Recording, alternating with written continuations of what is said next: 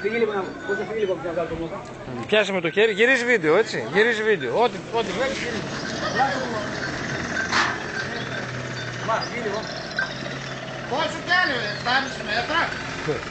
Έλα, πόγια. Μόχα, κάτσε κάτω. Ναι. Καθίστε κάτω, καθίστε. Έλα, γύρω. Όρθι, έτσι, όπως το είσαι. Ελάτε, ποιος θα βγάλει την ακτίνα για να την πάρει Νίκο. Νίκο έχει σύλλη. Θα βγάλω Νίκο, δεν θα βγάλει. Πού είναι? Στην έχει 10 λεπτά. Σκύλι κι άλλο. Βάζει τη σκύλι εκεί πέρα. Βάζω και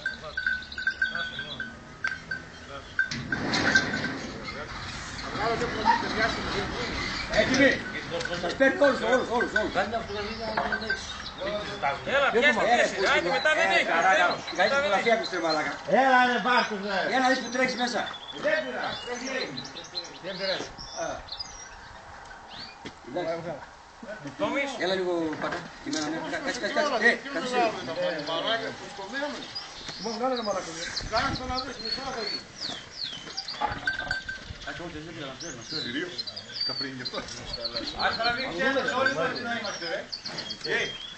Μην κάνεις zoom, ρε.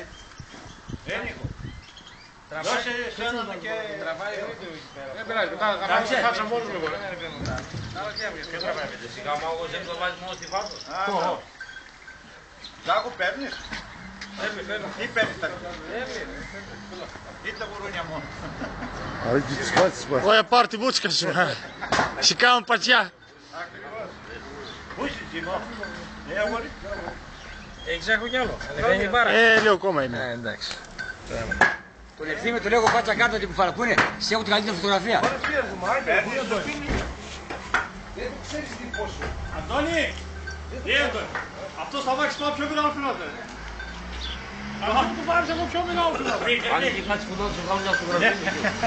Τζίμι. Δικαιούν τα νόμους του τέτοιου, ό,τι χειρότερα δικαιούν. Άστον μόνο. Αυτό που μου είχαν πει, τα πάντα του μικρό. Άμα δεν βάζω και το μικρό, γουρούι δεν είναι γι' αυτό, δεν μετρήσει γουρούι. Τι, κάνε βάζω με κάου, τι θα λέγατε μετά.